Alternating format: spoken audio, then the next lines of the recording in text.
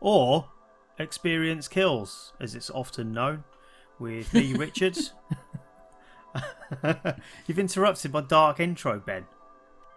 I laughed at your joke. I don't think that counts as an interruption. Jesus. Oh, that'll do. Right, let's break the tension, because I'm sure people are thinking, am I brave enough to carry on? But you've dispelled it now. It's fine. Okay. You all right? Yeah, I'm all right. What's going on? Why are we here? What's happening? I don't know. Who am I? You're Ben. Okay. We're going to be talking about Hellpoint, which is a Dark Souls type game. I'm going to call it a Dark Souls type game because I know it's not cool to say that anymore, but it is one.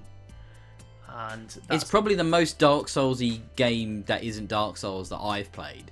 Yeah, like, full stop. It is, isn't it? I mean, a lot of people say, oh, look, you can pick up experience after you've died. That it must be like Dark Souls. Or it's got a hard boss, that makes it Dark Souls. But this is pretty much Dark Souls with a bit of a paint job and an upgrade for space-like features and storyline.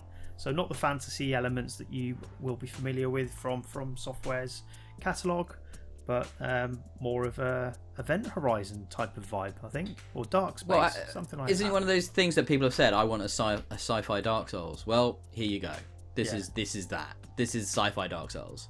Like you said, Event Horizon. What I felt like when I played the demo because it came. They had a demo for it in the Summer Games Demo Fest thing they did on Xbox. Yeah. And the way I described it to you was like it was Dead Space meets Dark Souls, basically, wasn't it? It was like that kind of occult, science fiction-y, dark, twisted. Yeah, it's interesting though because one of the things I liked about it did feel like a unique universe. Like it has its own speech, doesn't it? It has their own language and everything that has to get translated. Like they all have their they've literally come up with a whole language for the game, which I thought was pretty cool and unique. I don't know if that was in Dark Souls before, but maybe think of like Orcish and stuff from Lord of the Rings. Yeah, like completely invented. Yeah. So in terms of that, it feels distinct, but I think in gameplay terms, to me, it very much felt like, what does Dark Souls do? Let's make a new asset for that and give it a new name. So stuff like the bonfires from Dark Souls obviously are in this, but they're called, what are they? Are they breaches or something now? Yeah, they're like the rift things, aren't they? Rift yeah. breaches, something like that, aren't they? That you see and you have to like put your hand in and be like, ooh, magic, science fiction stuff. Yeah, so it's kind of like a portal now instead of a bonfire, but it does all the same stuff. You can level up there. You can transform what items that you've picked up into the equivalent of souls and to increase stats in various areas, exactly as you would expect to.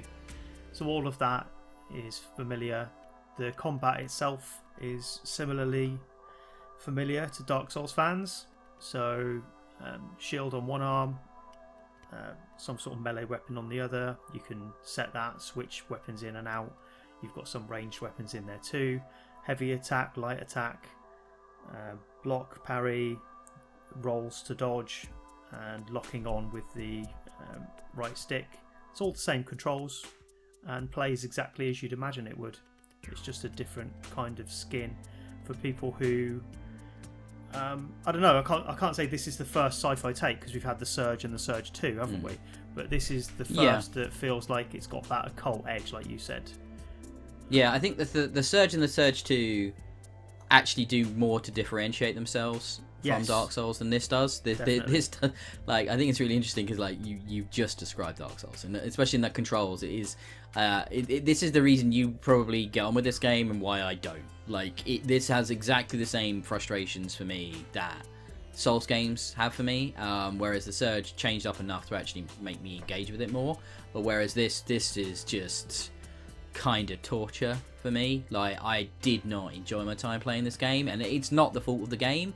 It does what it does well enough. It's just not my kind of cup of tea in any way, shape or form, from the tone to the aesthetic to the difficulty to the onboarding.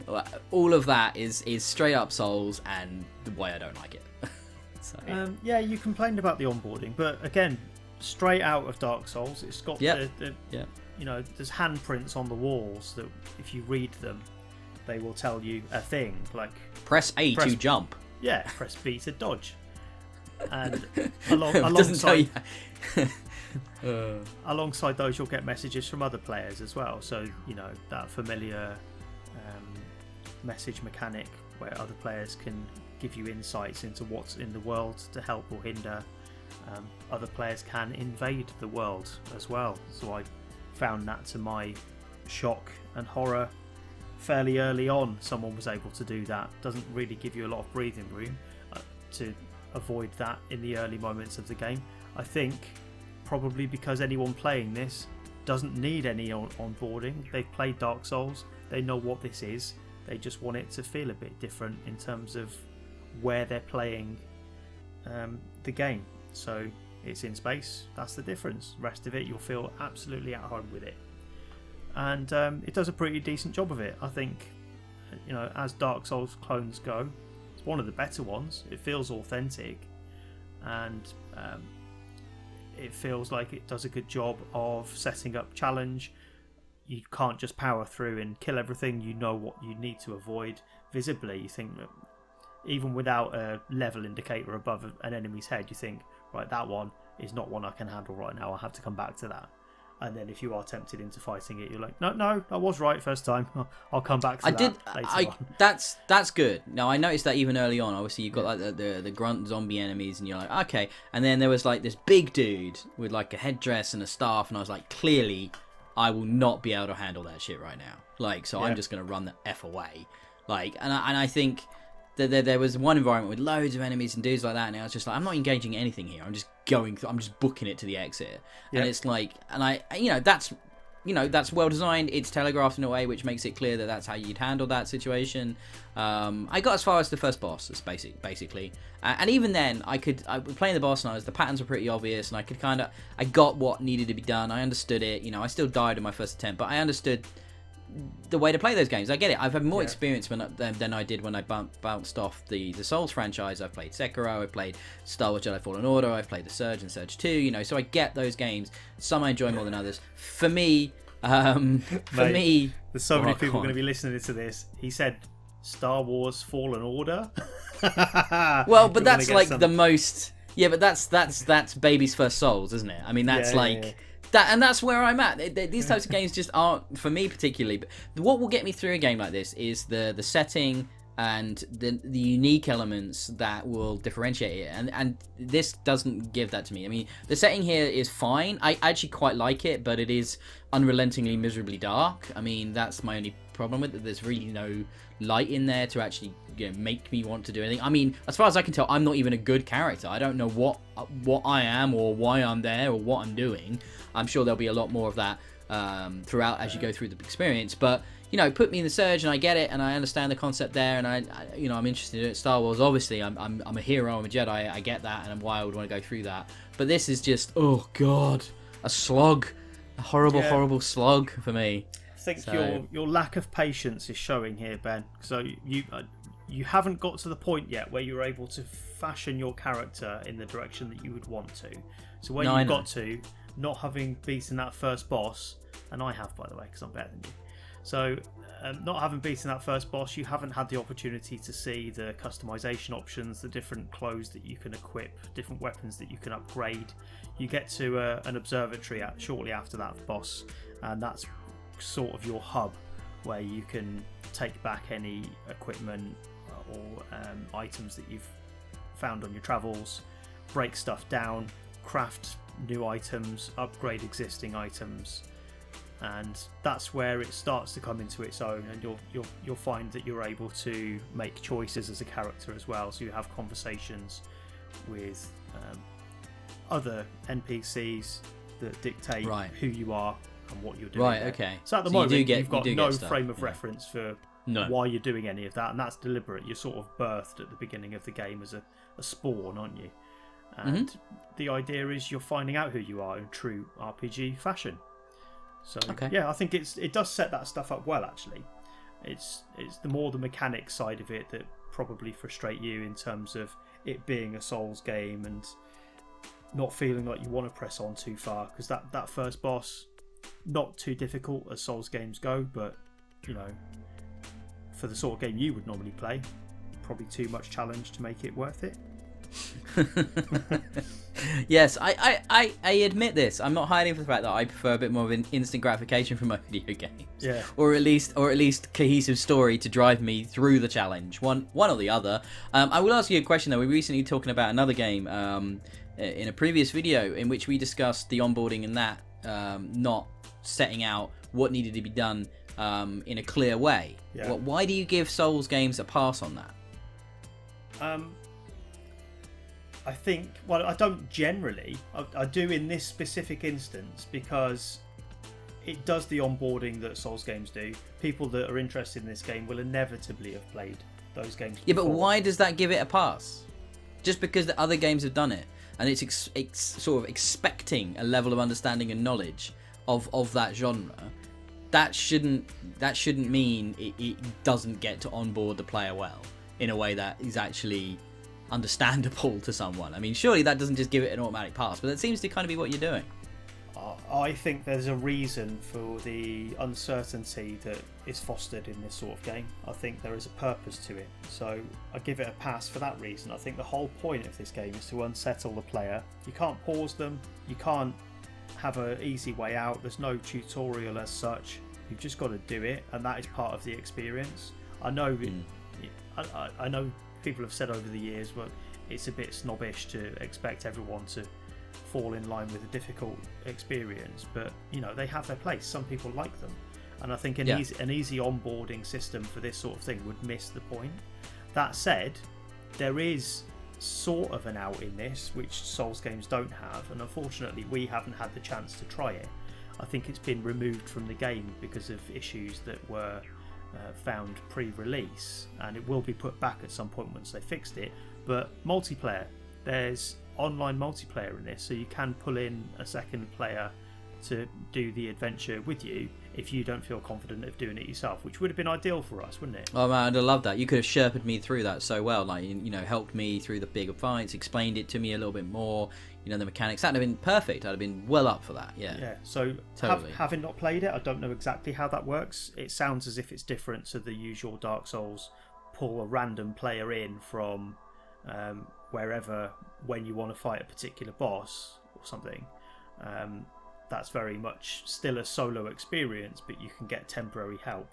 This sounds as if you are actually playing the game cooperatively, and you know who you're playing with. You can just pull a friend in, so that is a big change, and it'd be interesting to see how that affects the balance of the game.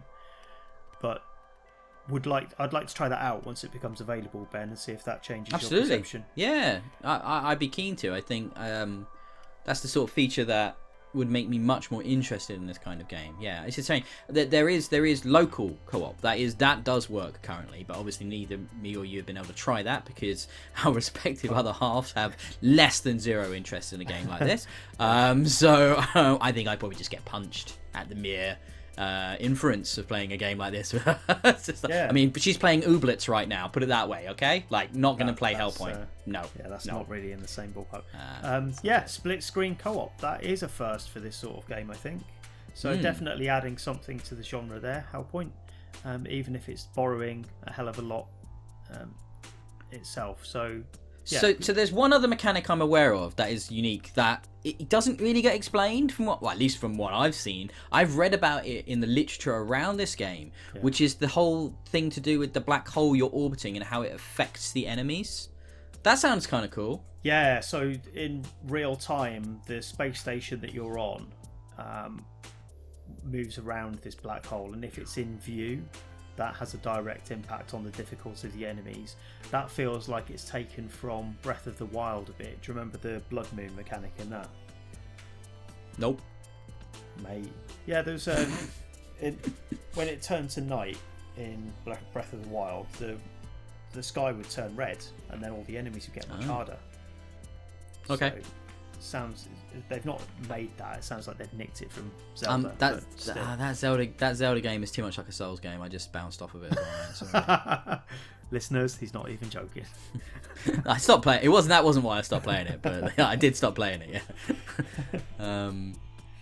Yeah. Okay. So, but that's not. I say not 100% unique, but a bit different, at least, adding a modifier like that on a set schedule almost, so you don't go out at night kind of thing, isn't it? It's like at night the enemies are tougher, so it's sort of like in this case when the black hole is shining, the enemies are tougher. So yeah, it's kind of fun. It's got its parallel in other Souls games, like the thing about having increased humanity would increase the difficulty, I recall. Is that right? You're not going to know, are you? But I think there's some sort of system there in the other Dark Souls games that would increase the enemy difficulty and the risk. Okay.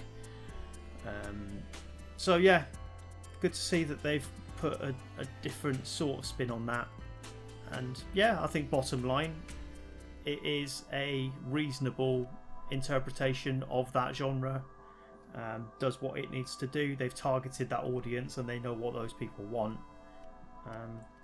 One of those games, you'll know if you like it, and it does what it does work pretty well. So. And it is like a first game, isn't it, from this little developer in Quebec? Yeah, I believe so. Yeah, so Cradle Games in Quebec. I don't know of any other games that they've done. Having done a little bit of research, I think this looks to be their first.